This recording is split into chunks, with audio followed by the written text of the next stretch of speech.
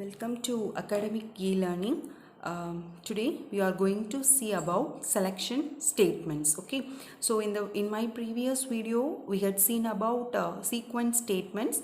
Now we are going to see about selection statements. Okay, in the university examination they may ask about selection statements or conditional statements or the branching statements. Okay, so the most important thing you have to remember is in sequence statements there will not be any condition, okay, and the statements must be executed one after the another. But in selection statements you are having the condition and this condition must be executed only one time. Okay, so here we are having 2 points. One is condition is present, condition is present, and that condition is executed only one time. Okay, so only one time execution.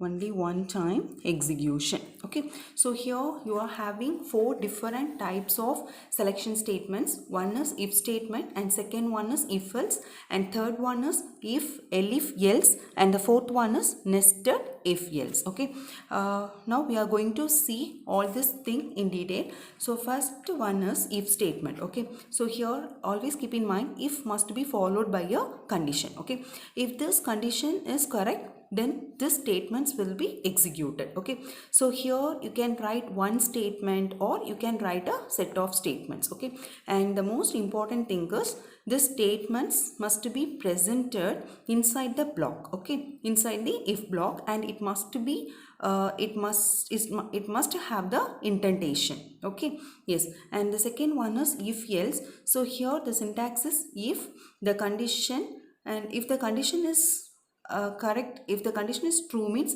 statement block 1 will be executed. If the condition is false means statements block 2 will be executed. Yes, is it clear?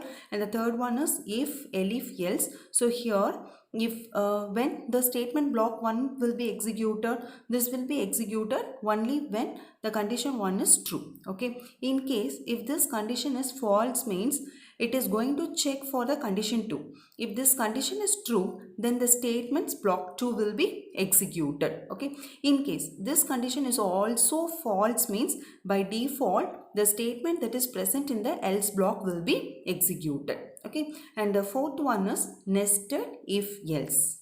Okay, so here if that is you are having nested means within a if block you are having another if. Okay, so that is called as nested if else. Okay, so here if must be followed by a condition. If this condition is true mean it is going to check for condition 2. Okay, it is also true means then the statement block 1 will be executed.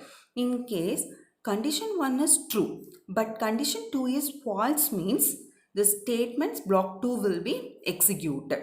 Okay, in case condition 1 is false means the statement that is present inside the else block will be executed. Okay, and what about this statement X means after executing this if block, this statement will be automatically executed without performing any condition. Okay, so this is about the 4 type. So one is if, and second one is if else, and third one is if and next one is nested if else. Okay, in the next video we will see it in detail.